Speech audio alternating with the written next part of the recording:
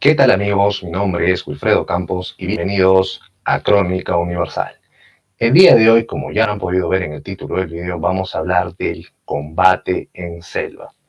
Este es un mini documental que he hecho a petición de muchos suscriptores para que muchos podamos conocer en qué consiste, cuáles son sus bases, cómo se desarrolla, qué aspectos tácticos operativos hay que tener, etcétera, etcétera.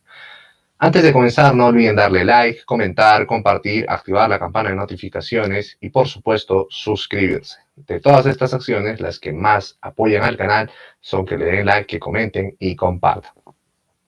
Si quieren apoyar de otra forma al canal, lo pueden hacer mediante las cuentas que están en la caja de descripción o uniéndose directamente al Patreon. Así como unirse a nuestras redes sociales que también están en el recuadro, como son TikTok, Facebook e Instagram. Ahora sí, comencemos. El combate en selva. Muchos habrán oído del combate en selva o habrán visto muchas veces, ya sea en YouTube o en los medios televisivos, a efectivos de nuestro ejército o de cualquier otro lugar realizando labores de combate en zonas selváticas. Pero, ¿cómo funciona el combate en selva? ¿Cuál es su dinámica? ¿Qué retos deben sortear los combatientes? Si quieren saber la respuesta a estas y muchas otras interrogantes, quédense a ver este interesantísimo video. Cuando se habla de combate en selva, a la mayoría de cibernautas latinoamericanos relacionan inmediatamente con algunas fuerzas especiales, ya sea colombianas o los caibiles de Guatemala, también los IWAs del Ecuador. Sin embargo, pocos saben que el Perú posee fuerzas especiales altamente capacitadas para poder desempeñar sus funciones en un ambiente de este tipo. Pero el Perú tiene una fuerza comparable a estas mencionadas anteriormente y la respuesta es que sí. Y esos son los comandos linces.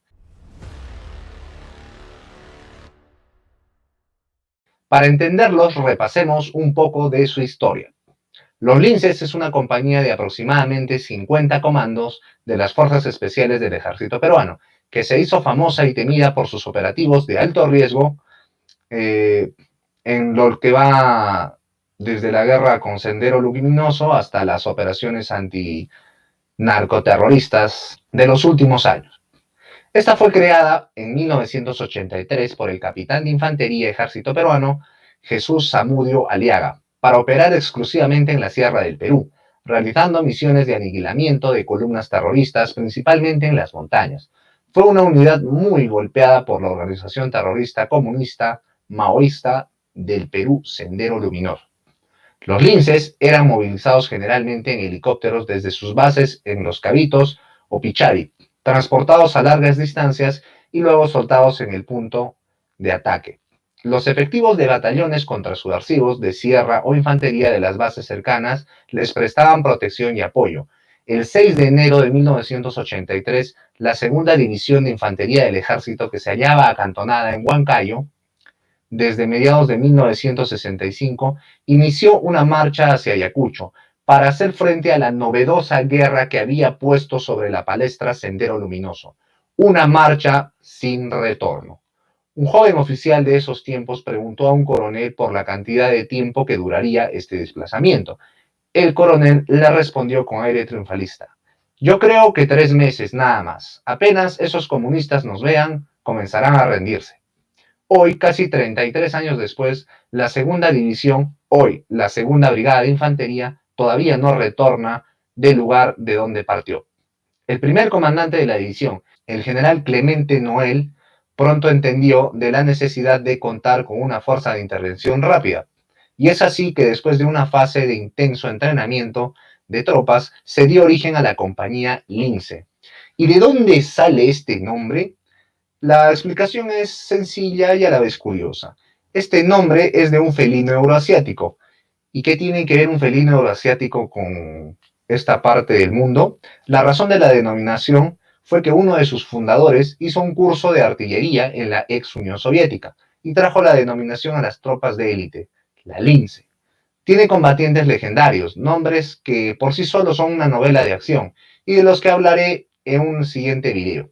La primera misión registrada fue el 28 de septiembre de 1984 en Canaire, donde se trabó un combate con una columna armada. La última misión es ahora, en que usted está mirando este video. Claro que sí, los lince están en estos momentos ascendiendo en secreto por uno de los inmensos y laberínticos cerros que dominan el Brague. Es una de esas formas de vivir inquieto. A veces sucede que por 2 días no se reciben noticias de lo que ocurre en distintos puntos de la zona de emergencia. Y quiero que me pongan mucha atención acá porque les estoy contando un poco de cómo es el trajín de los lince, para que después entiendan el resto del video. Los oficiales al mando se inquietan porque ya saben que alguna noticia va a aparecer. El silencio es la advertencia. Suceden cosas de apariencias mínimas y que después se vuelven una avalancha o una avalancha de noticias que resultan ser una falsa alarma. Por ejemplo, en abril del 2012, creo que todos los que estamos viendo este video recordamos esa fecha, se llevó a cabo la Operación Libertad, en donde saltó a la fama pública el ahora extinto camarada Gabriel, y durante el desarrollo de esta, el capitán Casas ingresó en un campo minado, lo que le costó la pérdida del talón. A pesar de los múltiples esfuerzos desplegados por los médicos, su familia y por él mismo, las lesiones producidas por el explosivo lo sacaron del servicio permanentemente. Dicho esto, ¿hay requisitos para ser un lince? Desde luego. Este se llama el Programa Operacional de Guerra No Convencional. Es un curso de duración de 4 semanas que se les imparte a los cadetes que están preparados y capacitados en temas tácticos y procedimientos militares para cumplir tareas de guerra no convencional. O sea, hay una preselección antes, no es que cualquiera se puede meter a este curso. Se les instruye y enseña las capacidades y el accionar de grupos terroristas, de grupos de narcoterroristas y sobre la realidad de zonas consideradas de emergencia. Es decir, cuando les explico de la realidad de zonas consideradas de emergencia, se les explica su geografía, cómo piensa la gente, cuáles son sus usos, costumbres, ¿para qué? Para que la población, una vez que entra en contacto con los linces, no los considere hostiles y más bien se integre, quieran cooperar y etcétera, etcétera.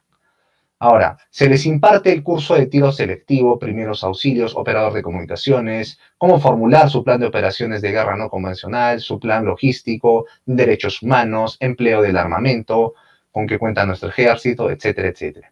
Los cadetes son preparados y capacitados en temas tácticos y procedimientos militares para cumplir tareas de guerra no convencional, terrorismo y narcoterrorismo, recibiendo capacitación, como les decía, pues en todos estos ámbitos, el desarrollo, o como mejor dicho, desempeñarse en una zona de conflicto.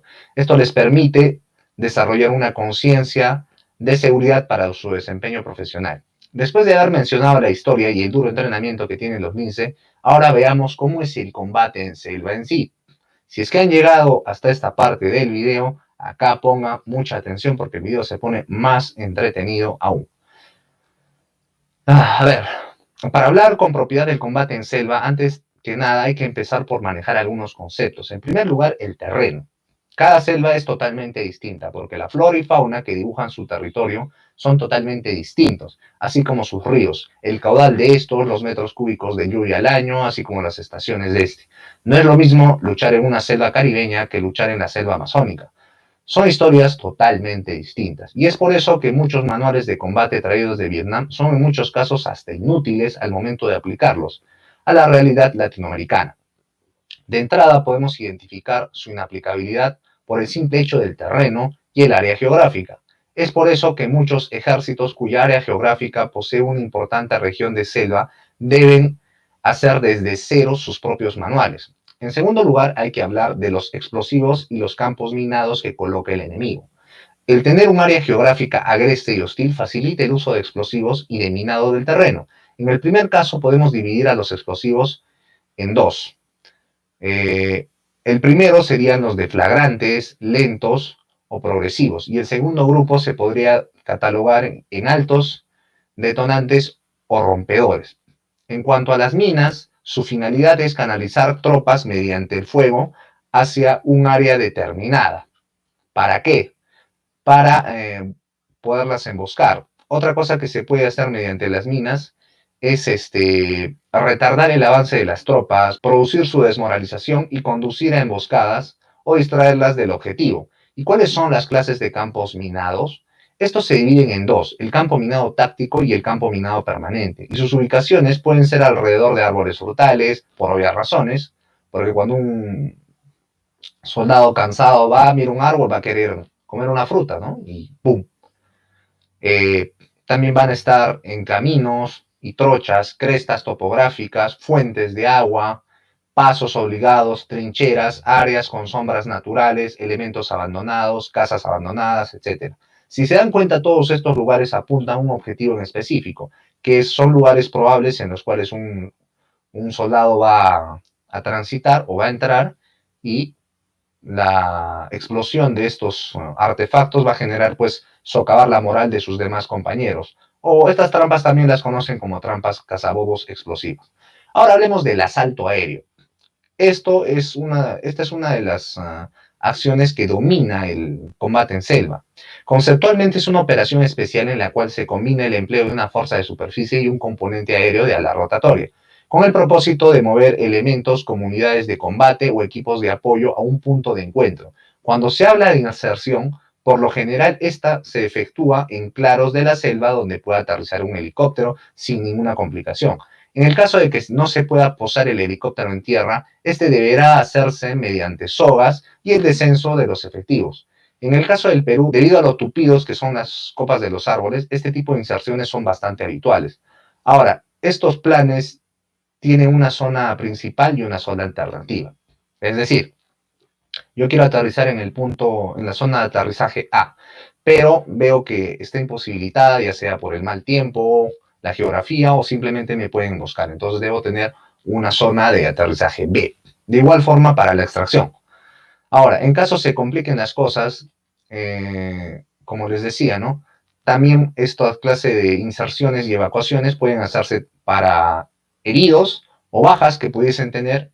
En el caso de tener heridos o bajas y que el helicóptero no pueda posarse en tierra firme, por lo general algunos helicópteros vienen equipados con algún sistema de poleas. No sé si ustedes habrán visto en algunos helicópteros que al costado tienen como una polea, ¿no? Como un brazo. Ya, esto es precisamente para eso. Para los claros para aterrizaje, en el caso que estos no existan, pero la infantería haya logrado tomar un área geográfica, o sea, haya dominado esa zona que comprenda árboles, esta puede proceder a establecer un claro con el derribo de árboles mediante explosivos. Ahora, hablemos de los principios de supervivencia básicos en la selva. Primero hay que hacer una rápida apreciación de la situación. Para efectos prácticos hay que hacerse unas preguntas muy importantes, y esto no solo les sirve para efectos del video, sino también les puede servir incluso para su vida diaria. No necesitan ser combatientes para poder en algún momento encontrarse en una zona que tenga esta geografía y que estén, pues, en aprietos, ¿no? Primero, ¿estoy herido? ¿Qué medidas de urgencia debo tomar? ¿En qué estado físico se encuentran mis compañeros del grupo? ¿Qué peligros inmediatos me amenazan? ¿Hay agua cerca? ¿Hay alimentos? ¿Cuáles son las condiciones meteorológicas? Respondidas estas preguntas, uno ya tiene una conciencia situacional, y en base a estas respuestas uno puede recién diseñar un plan de acción. Ahora definamos las señales auxiliares para el rescate. Estas se deben aplicar cuando no se dispone de medios electrónicos de comunicación. Los medios más efectivos son por el reflejo con espejos, latas o cualquier material reflectivo. Si hubieran playas o zonas descubiertas mediante árboles, se puede hacer la seña SOS, también por la agitación de alguna prenda de colores vivos, haciendo fogatas permanentes, etcétera, etcétera. El combate en sí. En este caso podemos destacar que en la selva el camuflaje lo es todo, ya que es la plataforma para poder montar cualquier acción de combate. Por ejemplo, cuando tienes a tu infantería bien camuflada, se le facilita poder emboscar al enemigo, posicionar francotiradores, acercarte lo suficiente a los enemigos para impedir un ataque aéreo por parte de su aviación. Para el caso del rastreo, hay técnicas de rastreo y contrarrastreo. Dominar esto a veces es la diferencia entre el éxito o la derrota, entre la vida o la muerte, dependiendo de qué lado te encuentres. Si eres parte de un ejército en retirada, dominar el contrarrastreo podría implicar que tu retirada sea con éxito y que te puedas reagrupar para pelear otro día. En el otro extremo, para poder distinguir entre una técnica de contrarrastreo, hará que puedas cazar a tu objetivo satisfactoriamente. ¿Y cómo uno rastrea? Se puede identificar, por ejemplo, ramas partidas, hojas en posición inversa, hojas en posición montada, eliminación de telarañas, troncos con hendiduras causadas por machetes o cuchillos, eliminación de nidos de hormigas, destrucción de senderos de arena hechos por animales. En los árboles, piedras con humus retirados, diferencias de alturas en las hojas caídas en el suelo, eliminación de pasto o maleza, etc. Para el caso de cruces de aguas quebradas o ríos, acá se pone interesante. El rastreador puede encontrar con gran facilidad en los cruces de sectores con agua huellas que le permitan obtener información valiosa acerca del enemigo, observando las siguientes situaciones. Aparición de huellas, profundización del suelo de sectores con fango, referente a las hojas u otros elementos, piedras aglomeradas o corridas, agua turbia en las orillas, presencia de elementos abandonados tales como palos, sogas, marcaciones en árboles gruesos en las orillas por sogas hechas para realizar puentes, raspados de las orillas, lo que indica, por ejemplo, cruce con elementos flotantes. Por ejemplo, está discurriendo un río, esta es la orilla, si bien un raspado es que por ahí ha cruzado algún elemento flotante, sea un tronco, sea un barco, o perdón, un bote, etcétera, etcétera. Cuando se detecte la presencia de indicios, el rastreador deberá ordenar el alto en la patrulla e iniciar su inspección consistente en reconocimiento visual del sector por lo menos 5 minutos, probar las aguas empozadas, verificar el nivel de turbiedad, moverse únicamente por las orillas de los indicios encontrados. ¿Y cómo se interpretan las huellas? Y acá quiero que presten toda la atención del mundo. Las huellas profundas significan que el enemigo está pesado o lleva la moral baja y se mueven lento. Esto se da de acuerdo al estudio que realizaron unidades de reconocimiento especial sobre el comportamiento del enemigo en diversas situaciones en las cuales el hombre se comporta de manera distinta en cada una de las acciones establecidas. Huellas alargadas significan que va arrastrando los pies. Esto quiere decir que la moral está baja. Las huellas leves y lejanas significan que van caminando rápido, van livianos. Las huellas sin forma significan que las botas están dañadas o presentan algún desperfecto. Esto generalmente permite establecer que el enemigo se encuentra en condiciones no favorables para el combate y que su moral está muy baja. Entonces, acá en estas situaciones, en las últimas que les he descrito, es donde el que te está persiguiendo tiene que aprovechar porque ya está viendo que tu situación no es la mejor para presentarle combate. Ahora, las huellas de las mujeres se identifican puesto que son más pequeñas, en los sitios donde ha pisado son menos profundas y en general no pisan en los mismos lugares donde pisa un hombre, siempre pisan en lugares distintos. La mayoría de estas, las mujeres, cuando caminan, evitan caer en charcos. En cambio, un combatiente varón normal mete su pie a los charcos. Cuando hay huellas que son un poco más recatadas, ya se pueden hacer una idea que hay mujeres en el grupo. Las huellas en fangos permiten calcular el tiempo aproximado del movimiento enemigo sobre el sector, puesto que las huellas dejan una canaleta, la cual se llena de agua, y ésta se enturbia con el barro. Unas huellas con un alto nivel de turbiedad significa que el enemigo hace pocas horas pasó por ese sector. Esta se va desvaneciendo con el tiempo hasta quedar completamente limpia con el paso de las horas. En cuanto a las técnicas de contrarrastreo, la técnica de borrado y simulación de huellas. La técnica consiste en utilizar ramas de árbol de hojas amplias y barriendo de lado a lado sobre el sendero empleado por la tropa. Otra técnica es empleando una rama seca, utilizándola como un rastrillo, de lado a lado, sobreponer las hojas sobre el sendero caminado. Es decir, yo estoy caminando y paso con un palo como un rastrillo y voy borrando mis huellas. La técnica del doble rastro consiste en separar la unidad en dos para posteriormente iniciar el movimiento. Una unidad mantiene el eje de avance mientras la otra se mantiene como satélite, cambiando de sector de derecha a izquierda. Eso hace pensar al enemigo que hay dos unidades en el área realizando un registro de la misma. Ahora, ¿qué pasa? Hay otra técnica que es muy importante y es la técnica del salto. ¿Eso qué quiere decir? Que yo doy 5 pasos, luego salto. 5 pasos, luego salto. Con esto confundo principalmente mi moral y mi velocidad de desplazamiento. Sobre las emboscadas. En este caso, debido al terreno, las emboscadas son muy frecuentes y bastante fáciles de montar. Ante eso, la unidad debe estar preparada no solo para repeler una, sino también para montar una contraemboscada. Esto se logra principalmente a través de una adecuada potencia de fuego, así como fuego de supresión y saturación. Solo de esta forma se puede lograr salir de una. Por eso son comunes ver en las patrullas algún combatiente portando alguna ametralladora. Si se dispone de algún mortero ligero, facilita aún más el repeler la emboscada, así como montar una contraemboscada, ya que esta potencia de fuego adicional es muy valorada. No obstante, en el ejército peruano es muy común ver a algún combatiente portando algún RPG-7, con su carga termobárica, que le da una ventaja táctica al momento de poder atacar. De ejemplo, tenemos el empleo de estos sistemas en el conflicto del Cenepa, hecho que los ecuatorianos incluso denunciaron alegando que usamos lanzallamas, lo cual era falso. Ellos jamás se habían enfrentado al uso de RPG de esta forma, y eso, señores, se llama experiencia de combate. Este empleo lo aprendieron nuestros muchachos durante los combates en el Guayaga contra los terroristas. Estos empleos tácticos de armas dotan de una ventaja importante a cualquier ejército al momento de atacar. Ahora hablemos del clima. El clima, por ejemplo, en el Alto Cenepa era demasiado complicado, porque constantemente se llenaba de neblina. Esto impedía muchas veces el apoyo aéreo, precisión de bombardeo, ataques de artillería, y esto obligaba incluso a los aviones a descender más allá del perímetro, incluso donde era seguro el bombardeo. Por eso perdimos muchos aviones también. Incluso las comunicaciones no eran tan fluidas. Sumado a esto, las constantes lluvias repercutían hasta en los FAL, porque estos se ponían peor que zanahorias, se oxidaban rápido, mermando su operatividad, sin contar que dificultaba la orientación por medios naturales como son el sol y las estrellas. Adicionalmente a eso también hay que conocer la fauna del lugar, porque si te encuentras en una fauna donde hay bastantes animales venenosos, tienes que tener el doble de cuidado. Así como si te encuentras en una zona donde es temporada en que los depredadores salen a cazar, tienes que tener más cuidado, porque no solo te enfrentas al enemigo, sino también a un posible depredador. El uso de la tecnología. Sin lugar a dudas, la tecnología juega un papel importante en el campo de batalla, más aún si se valora el hecho que ésta es aplicable a cualquier entorno de combate: montaña, ártico, selva, desierto, combate urbano, etc.